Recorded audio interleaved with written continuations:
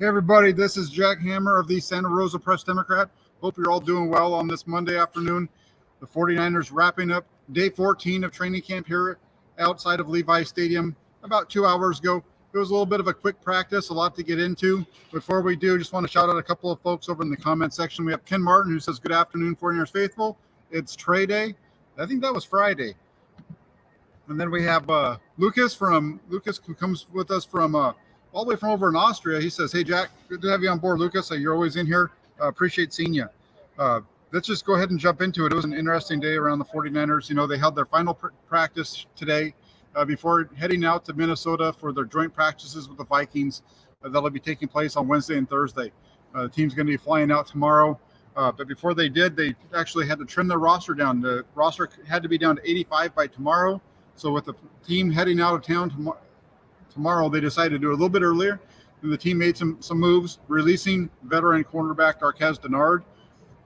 They also let go of wide receiver Keyshawn Johnson, fullback Josh Hokett, and defensive lineman Tomasi Lalili. Now, the interesting thing here is that Dennard is the move to release Dennard. Dennard had been working with the starters, actually played with the starters on Friday in the preseason opener. I think what this is with Dennard, it shows where the 49ers feel they are with Samuel Womack in the slot. So that was very interesting move today. Keyshawn Johnson had been decent during training camp, but just with the way that the roster is built, he wasn't going to be a long-term solution within that wide receiver room.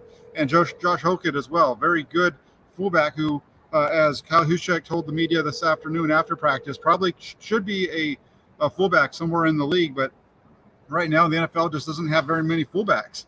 And so we'll see what happens with Josh Hokett, but he's somebody who during his time here with the 49ers for the last 2+ years has been a kind of a stalwart of their practice squad, helping them get ready for games and those types of things. He moves on as well, and we'll find out where they land moving forward. But tough to see those guys go. We're going to be seeing a lot of player movement over the next couple of weeks as the team trims down to their final 53-man roster in about 3 weeks. So let's take a step back. Let's look at what happened today and what stood out in the 49ers' 14th practice during training camp here in Santa Clara. And we'll start off with the quarterback. Yesterday, the numbers for Trey Lance weren't very good, 4-15. Went through that and kind of discussed why they weren't so bad. Today, much better, 11-14 for Lance on the day. One of the things that we've talked about quite a bit, at least myself has, is how Lance's struggles with hitting the deep out route during training camp. Fixed that today, at least on the opening throw of the team session. Drop back and he ripped a deep out to Deebo Samuel on the right sideline. Really nice, hit him right on the money. Nice long gain.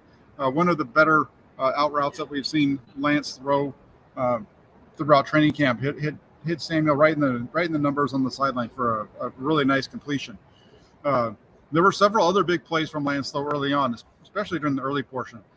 Senior quarterback did an excellent job of sliding to his left. He had some pressure on one play, slid to his left just long enough. He had a play fake pressure, got on him, just kind of slid over to his left, bought enough time for Deebo Samuel to come open across the middle, fired it into him for a nice gain there. A couple of plays later, the defense sent a blitz off the left side. Lance stood in the pocket and delivered a strike to Brandon Ayuk, who was running a little bit of a shallow post, and he drilled it into him over the middle, right between the cornerback and the safety. A really nice ball from Lance there, especially with the pressure coming in. Really good job of standing in the pocket and delivering the ball on time and on the money. And then there was a couple of other plays that really stood out. He had a couple of other nice throws that I wanted to hit on. One of those, they're both similar but on opposite sides. One of them was to Kyle Juszczyk up the right side. It was a seam route, just behind the linebackers, vertical route for Juszczyk, got upfield, and Lance did a really nice job of sticking it on him. Didn't get any air under the ball. It was on the line. Got it right to the fullback there up the right seam. Really nice gain, like I said there. And then during move the ball, it was a little bit before move the ball. What they did was they were giving them like a 2nd and 8 situation, and then they tried to convert a first down. Or in this instance, it was 1st and 10 trying to convert. They were just trying to see how long it would take for them to get a first down. On the first down play, Lance dropped back and he hit George Kittle up the left seam, right behind the linebackers. Really nice ball, got it up and out quick to Kittle. Like I said, up the left seam. for a first down. It was a really nice ball, came out of his hand quick. I was going to say that there was any issue for Lance today. It really just came during the move to the ball period that they held late in practice today. They had 2 possessions where they tried to start off 1st and 10 and move. The starting offense went 3 and out on both. The first possession ended with Lance getting sacked. The entire defensive line, led by Nick Bosa, just kind of collapsed. The offense at the pocket. There was nowhere for Lance to throw, nowhere for him to go. The pressure was just so quick on him. That was a quick 3 and out. They came back out the second time, and it was again quick 3 and out. This time, Lance had he had 2 completions on a possession, but it didn't really matter because the first one was a screen pass to Jeff Wilson Jr. It was a screen to the right side that went for -5 yards. We'll talk about that one in a minute. That's not on Lance. That's on partly because of how good the defense was on that play. And then on 3rd and 20, they ran a little tunnel screen to Deebo Samuel on the left side for about 8 yards. Well short of the line to yard to gain. So that's the only thing. That's not really even completely on Lance. Some of it's on Lance, some of it's on other players. It's kind of just overall. I'd say it's more of an overall ability to execute the offense. Not even really blaming it on Lance, but he's the quarterback. So that's why I put it in this section. So again, that's not really so much on Lance as it is just the offense in general. It's not Lance's fault if it's a screen pass and it gets blown up in the backfield. Really, that was a really nice play by the linebacker, and we'll get to that as we go through the show. Now, let me take a look really quick and see what we've got. We have a few questions I want to hit on. Barry Baller asks, this is going back to the release of Dark Castanardi, asks, who's going to be the backup nickel now? My money is on the backup being Diametro Lenore. Today, during individual drills, those 2 work specifically in the slot. On their own with the coach and with D'Amico Ryans. So I think you're going to see Sam Womack as the starting slot, and you'll see Diametro Lenore as the backup there. The Notorious GAV, Big Gav from over in Wales, says we'll sign Hoka to the practice squad, right, Jack? I don't know. I think the fact that he was released so early, and the way that Kyle Juszczyk talked about it after practice today makes me believe that we won't see Hoka back in San Francisco. But if there is a way that they can get him back onto the practice squad, I think it'd be beneficial for the 49ers. But I'm sure that Hoka is looking for a job somewhere across the league. He just started in the game on Friday night against the Packers, and he's a really good fullback. It's just, when you have a guy like Kyle Juszczyk, it makes it hard, and there's not very many teams around the league anymore that even use fullbacks.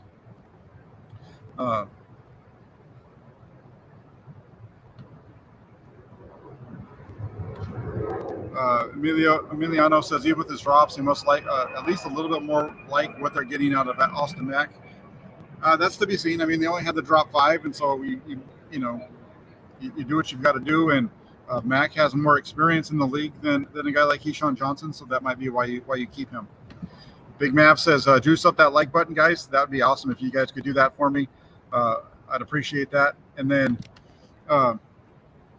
Big Gap says, big play from Juice again. I'm starting to think my prediction of 500 yards and 4 TDs is looking good. We'll talk about a little bit. We're going to get into a little bit more on Kyle Juszczyk down the road. And one more thing, though, on the quarterback before we move on. JCK510, this is a good one he asked. Now that the fans aren't in practice, has Jimmy been out there throwing still? The answer to that is yes. He was out there throwing today a little bit at the beginning of practice. He was working on the side field, getting some work in. I didn't see it. I know some of the other reporters that were there saw it. I had walked over to the other side of the there's 2 practice fields. I had walked over to the other one to watch the quarterbacks that are on the 49ers actually playing, get their warm-ups in and get some video for you guys for the channel. So I didn't catch Jimmy Garoppolo today, but I did hear that he was working on the side field, getting his work in, doing his routine. All right, so let's move on. Really, the big story today, Trey Lance was again 11 of 14, like I mentioned, but I think really the bigger story is what's going on with Deebo Samuel. Samuel's training camp got off to a bit of a slow start. It shouldn't be unexpected considering he missed all of the offseason in the beginning of training camp while in a contract dispute. But over the last few days, and in particular today, it really appears that the rust has come off. Yesterday, we saw Samuel be utilized in the backfield quite a bit. That continued today. Today, Samuel caught 5 of the 6 passes that came his way, including a terrific one-handed catch on a quick out to the left side that had been thrown behind him by Lance. On that one, it was way behind him. He was running and out to the left side, and he had to reach back all the way like this, caught it with one hand. So nice spiral, which allowed him to catch the tip of the ball with his left hand, get both feet inbounds, and go out and before going out. It was a really nice catch by Samuel there. The only incompletion on a pass that went to Samuel was actually an overthrow. It was a deep ball down the right sideline. Samuel was open. He had a couple of steps on diameter of the north. The ball was just overthrown too far, and that was it. In addition, he had that deep out route I talked about earlier. He had a nice catch over the middle. He was making catches all over the field. He did have a little screen catch as well. And like I mentioned already, yesterday we saw him getting a lot of work in the backfield. That happened again today. Lined up in the backfield, they ran a zone read option to the right side. Lance faked the ball to the dive. Him and Samuel went around the right side. The defense came to Lance, pitched it out to Samuel, who picked up a sizable gain down the right sideline. I'm telling you, when you look at this thing, the way that this zone read is working right now over these last couple of days, the way that it's setting up, it's just going to be a real problem for anybody that's facing the 49ers offense if they try to do this in a game, especially when you have Trey Lance in the backfield. His speed adds another dimension. We saw that one earlier I just mentioned where they ran it to the outside and the toss went to Deebo. There was another one that they ran over to the left side. Instead of keeping the ball around the edge, he gave it underneath to Jeff Wilson Jr., burst through the middle of the line for a big run. Well, most of the 49ers defense was busy chasing Trey Lance and Deebo to the outside. So that's the kind of thing I'm talking about. This 49ers rushing attack with Trey Lance on the zone rush, especially in the zone scheme that they're running right now, the zone read scheme. It's going to be a lot of trouble for opposing defenses, especially early on if they don't get it all down as far as our assignments. So kind of an exciting look for the 49ers offense over the last couple of days.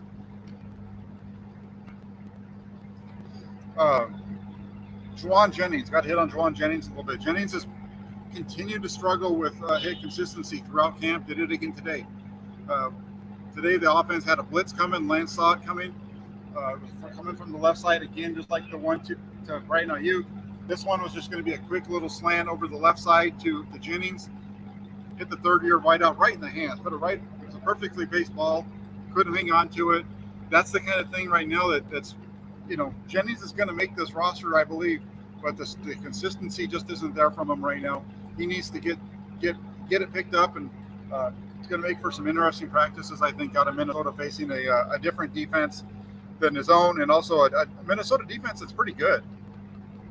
Let's talk about Justin School. The backup tackle. His pass blocking has been a constant source of discussion on these reviews. He's really struggled throughout camp during the one-on-one periods and things like that. So I've given him a number of negative reviews. He gave up a sack in the game on Friday night. Today, though, got to give him some props. When he does good, you got to give him those props. And today, he had a couple of good one-on-one reps that he won. One of those coming up against Samson Ebicom. Ebicom, who starts opposite of Nick Bosa. School was able to get the better of him on their rep ticket today.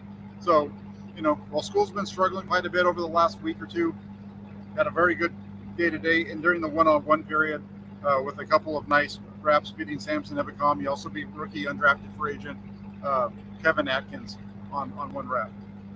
That takes us to Mike McGlinchey. As you might have heard, McGlinchey irritated his knee during Friday night's game against the Packers. So he's out of practice right now. He's not going to be practicing at all this week.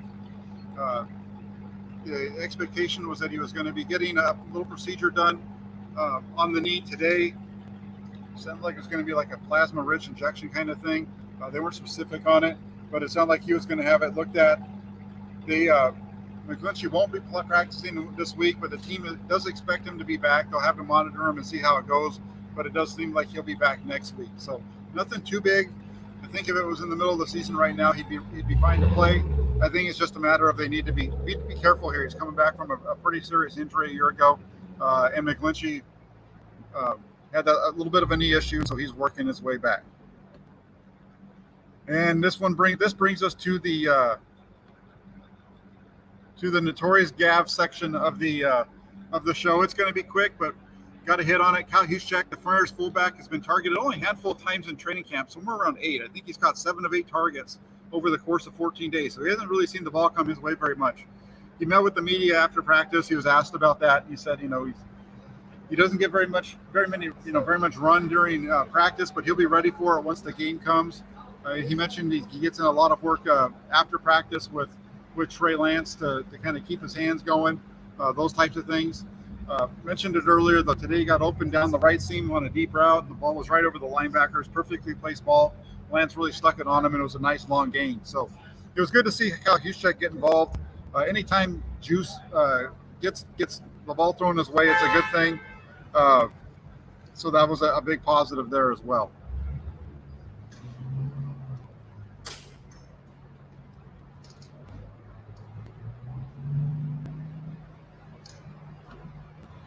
Moses wants asks Jack, reports that Alfredo Gutierrez won his rep and flattened Drake Jackson. Can you confirm? No. Denied. Not correct. He did win his rep with Drake Jackson, but he did not flatten him. Drake Jackson had 2 reps where he was rushing off of the left side, left side of the defense, offense's right side. There was 2 reps against him that he was working from that side. Both times he slipped. His feet got out from underneath him, and he went to the ground. Had nothing to do with the blocker flattening him. He just lost his balance, and he was trying to turn the edge a little too sharp. Feet came out from underneath him, but happened a couple of times. He did have one nice one from the right side of the 49ers defense, left side of the 49ers offense, where he was able to get around to win that one. So good there. And I do need to say, though, Gutierrez has definitely stepped it up over the last couple of practices. He was struggling quite a bit earlier on during he doesn't have a long history of playing football like some the people that are here in the United States, coming up from Mexico. They just don't have the same level of talent that they're going up against on a day in and day out basis. So it usually takes them a little time to ramp up. But he had a couple of nice reps today. Definitely won on that rep, but it wasn't a flatten. It was a slip.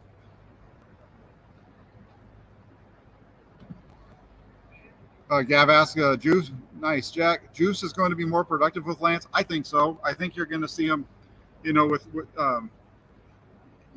to see Juszczyk catching some balls in the flat, like off of play actions. We saw, on Friday night, the pass went to Ray McLeod. That's something that we've seen them use Juszczyk on before. I think you'll be able to see Juszczyk maybe get up the field a little bit more vertically at times as well with Lance and the way that he likes to attack it. So Juszczyk's definitely somebody to keep an eye on, and that brings me to the other tight end I want to get to, and that is Ross Dwelley. And we might be seeing, and the reason I want to talk about Ross Dwelley isn't because he necessarily did anything great today. It was just something that was noticed. I mentioned earlier how the 49ers waived backup fullback Josh Hokett. So my first thought upon hearing that the 49ers had let go of Hokett was, okay, so that leaves them with one fullback, Kyle Juszczyk. Juszczyk isn't expected to play on Sunday or on Saturday against Minnesota. So who's going to be playing fullback? What are they going to do? How are they going to run this offense with that? Keep an eye on Ross Dwelley. He lined up a little bit in the backfield a couple of times today. He might be the guy who becomes kind of that move tight end, that second fullback, not necessarily a fullback, but a tight end that's being utilized in the backfield at times when they'll go into like a 12 personnel, Dwelley on the field, and he'll become the guy that motions into the backfield just to help out with the blocks from the backfield instead of being lined up either in line or on the wing. So keep an eye on that. I think we're going to see a little bit of change there because Juszczyk's going to be the primary guy, but they need to have a secondary.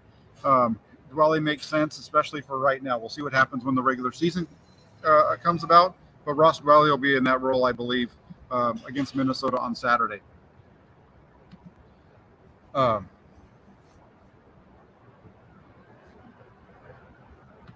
Moses asked if there's a possibility that Gutierrez would play in Mexico versus the Cardinals. I don't think so. This is a guy who is he's going to be with the team on the practice squad. I don't foresee the 49ers trying to utilize one of their few roster spots that's available on a game day for somebody that probably shouldn't be on the field in a in a live game. I don't think they put him on the roster just to have him there because of the chance of injury to everybody else. Just got to be smart about it. We'll see. We'll see. I wouldn't completely rule it out, but I think that's a long shot.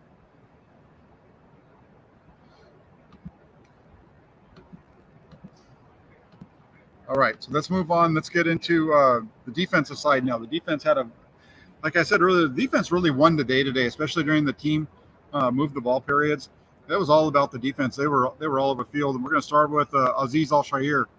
Azeez Al-Shaair had a really nice play. They tried to run a screen to Jeff Wilson to the right side. Al-Shaair read it perfectly, broke through, and just right after Wilson caught the ball, Al-Shaair was right there to drop him for a loss of 5. So really nice play recognition by Azeez Al-Shaair on that one.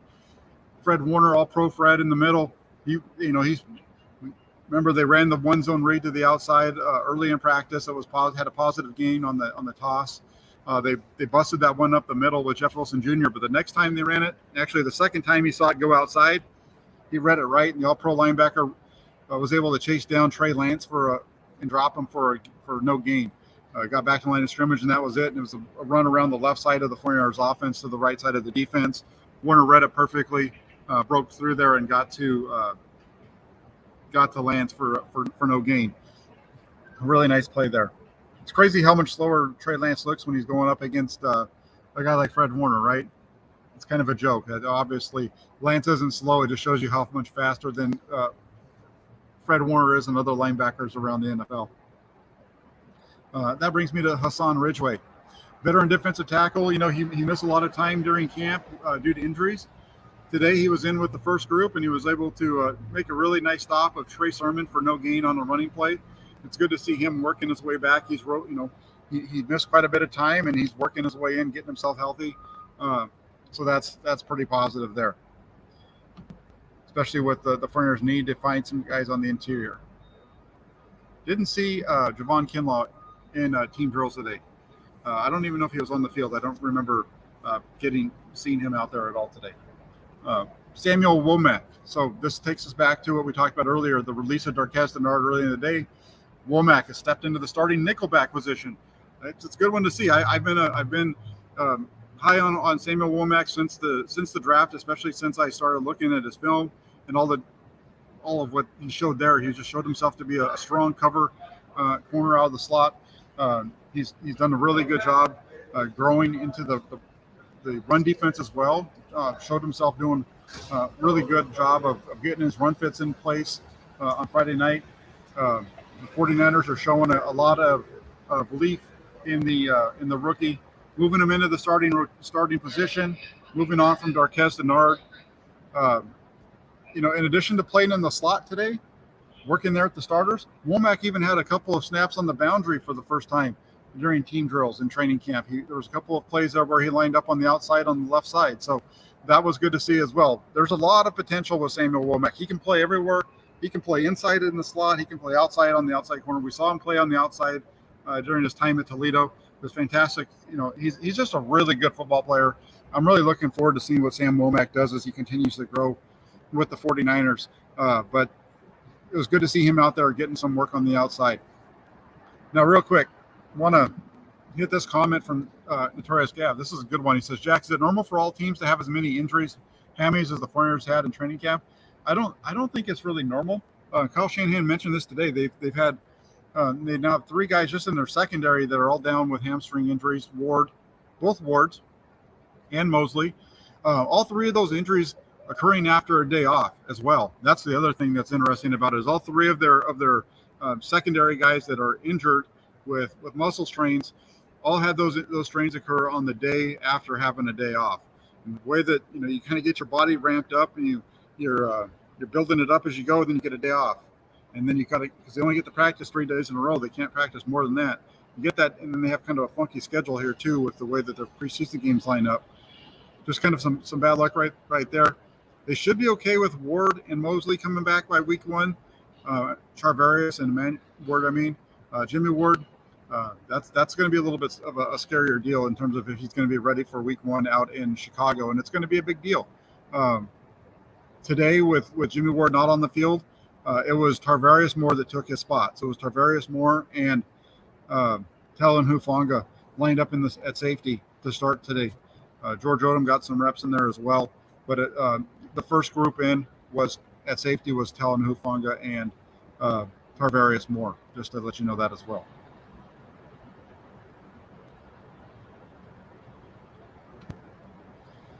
Moses says, I'm not sold on Womack. One game is too soon. I'm sticking with Knight. Thoughts? I think you're wrong on this one, and I'm not basing my opinion on Womack on what I saw on Friday night. My opinion of Womack is based on what I've seen from him throughout the offseason. So that's consisting of 18 practices that I've seen. We got to see one practice during each week of OTA, so that was 3.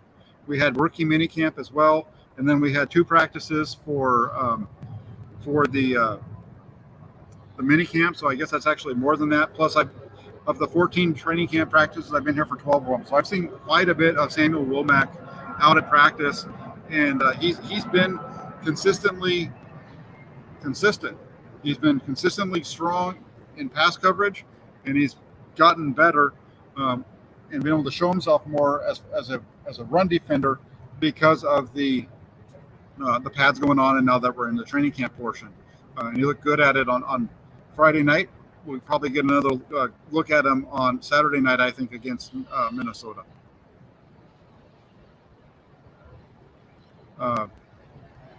Moore should step up and place a Ward for the season opener, and he would. That's what CG Ruthless says. CG says, your thoughts on Diamondor Lenore? I think that both of these guys on the outside, Lenore and Ambry Thomas,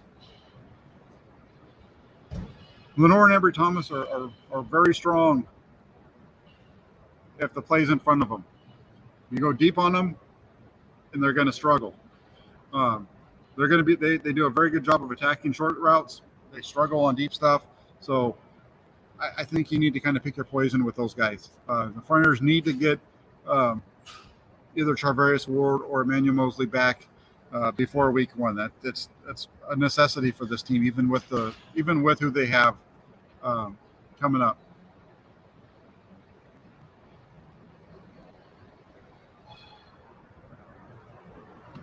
We've got the question says record prediction for 2022, Jack. My prediction for the record, I've said this a few times, was 13-4. I think they're definitely. I think this is a 13-12, 13-14 win team. I have them at 13-4 primarily because I think they can start the season off. If they can start off 6-0, I think this team can get to 13 wins.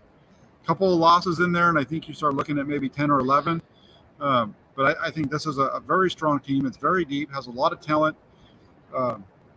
Especially in the middle. They struggle a little bit on the edges of the defense because behind Charvarius Ward and Emmanuel Mosley, you've got a lot of question marks. It's interesting because, and we'll get to this in a second as far as who's stepping up there, but I got them at 13-4 right now. That's my prediction. And I don't think that one of the wins is going to be against the Chiefs. Don't think the Chiefs is actually one of the games that I have the 49ers losing this year. So that's Sam Womack. Talked a little bit about Jimmy Ward earlier. Ward suffered that hamstring injury yesterday. He's going to be out. The damage is severe that they think he's going to miss the first week. He joins Emmanuel Mosley, Charvarius Ward. With Mosley and Ward out, who was playing on the outside? Well, today on the edges you had. It's been kind of a musical chairs, right? Yesterday it was Ambry Thomas on one side and Ken Crawley on the other. Today it was Ken Crawley still back out there, but the other side, instead of it being Tariq Castrofields, it was Diamondor Lenore. So, the thing with Crawley is this guy's a veteran. He's been around the NFL for about 6 years. He's made 25 starts in his career. He was with the Saints last year, appeared in 6 games. He had 3 tackles. At least he's a veteran. It's similar to what the 49ers dealt with last year with the injuries, when they had injuries at cornerback, and they had to go out and they had to find a veteran that could come in and fit what they do. Ken Crawley stepped in. He was just brought in very recently for him to be able to already be up and starting. He's the guy that they brought in to replace Leon O'Neal Jr. Remember now, Leon O'Neal Jr. went down with an injury. The 49ers released him with an injury designation. He wasn't picked up, so he reverted back to the 49ers practice squad on their IR list. But Crawley stepped in and he's moved his way up, and I think he's right now he had put himself. I guess you'd say he's their third guy in terms of their outside corners because, again, he was in the starting lineup yesterday. He was in the starting lineup today. Ambry Thomas, nowhere to be found on either of those. It seems as though the coaching staff has kind of lost faith in their third-round draft pick from a season ago. They're in Ambry Thomas. It's, again, Crawley, back-to-back days in the starting lineup. Yesterday, Tariq Castro-Fields was on one side.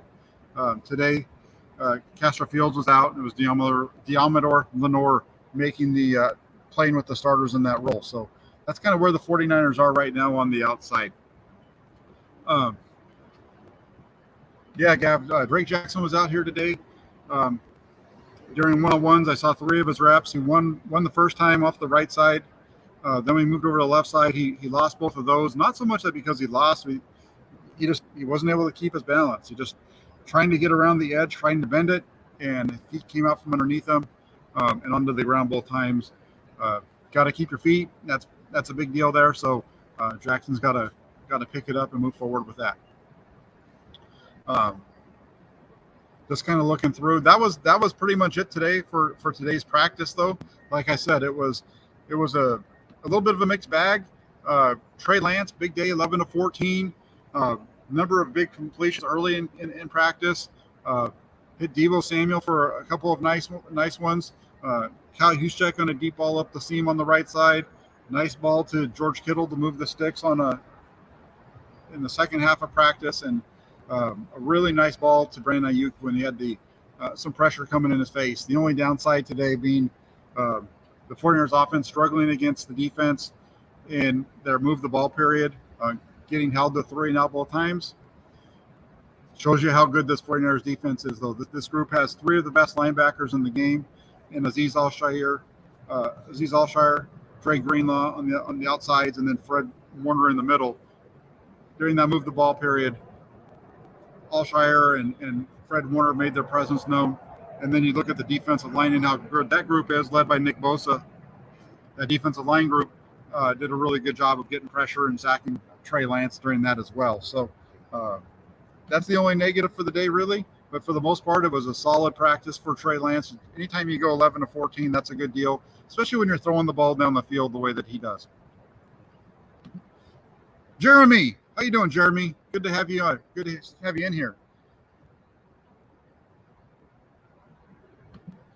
JCK510 asks, has Juice been involved in many of the zone replays?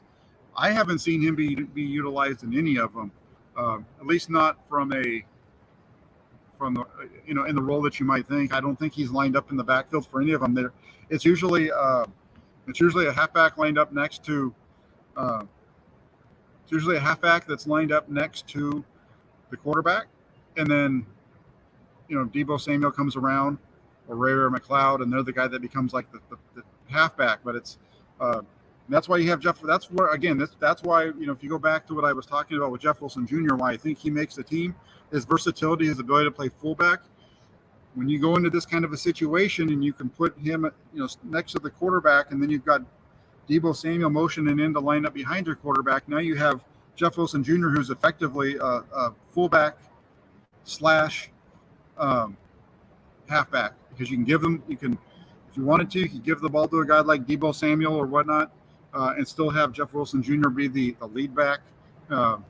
It's a really interesting group, and the way that this whole thing plays out, the 49ers their run game's going to be really tough. And so to see what they've done the last couple days, it's going to put a lot of stress on defenses.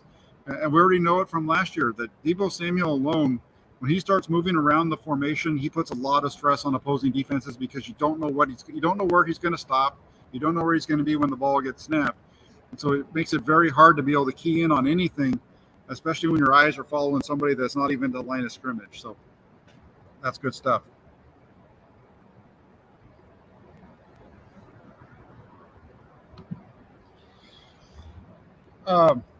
The way that I would see this, JCK, is that if I remember last year when they did it, I would more expect Juszczyk to be like if he's on the field with Jeff Wilson in these kind of situations, like if that's the unit that's on the field, I think that Juszczyk would be more of like the tight end, like the second tight end, like they would have George Kittle and Juszczyk on the field at the same time with Jeff Wilson Jr.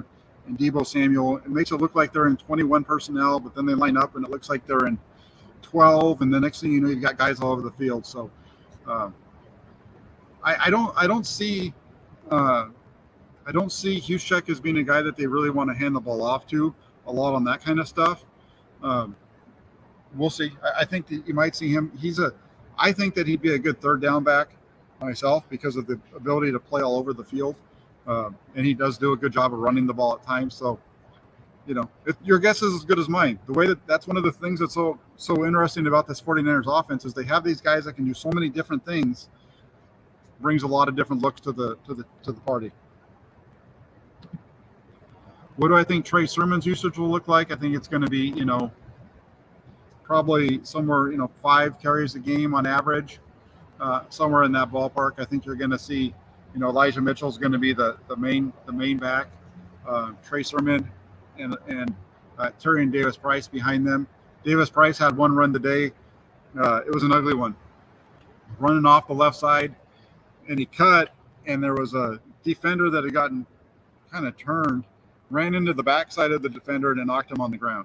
Just ran into his rear end and ended up on his butt. So, it hasn't been really, there's some times with Ty Davis Price where he looks explosive and he looks really good, and then there's other times where he looks like a rookie and he looks a little out of place. I personally think that right now the 49ers running back room is Mitchell, Sermon, Jeff Wilson Jr., and then Ty Davis Price. I think that's how it is. And the other part with Davis Price is his inability to catch the ball. He's really struggled with that during his time with the 49ers so far. So that makes it a little bit difficult as well.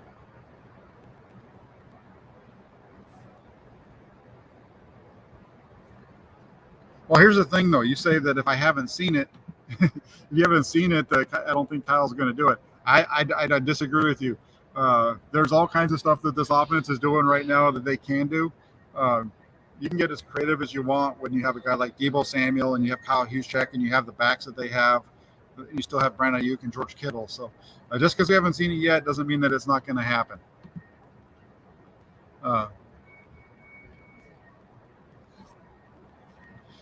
It's pretty much Bosa and Bosa stood out today. Like I said, the one yesterday's practice was a light session. They didn't have pads on.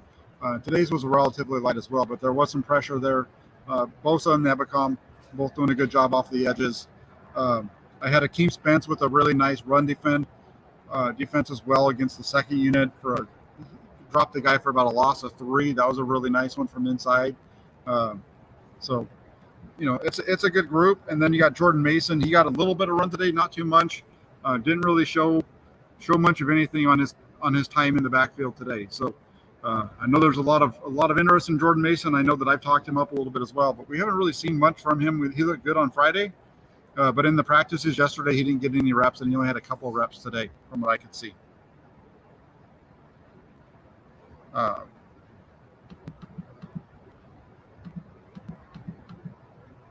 Just a couple more questions, and we'll wrap this thing up, see what's going on here. That's right.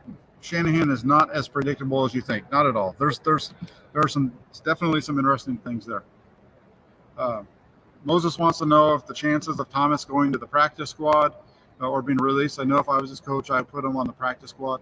I think that in order to get to the practice squad, you've got to be released, right? You got to release him, and then you got to get signed back to the practice squad. So we'll see how this one plays out with Thomas. It's been a rough start to camp this year. They've tried to give him reps as starter. He had the bad holding call against Green Bay. Struggles against the deep routes.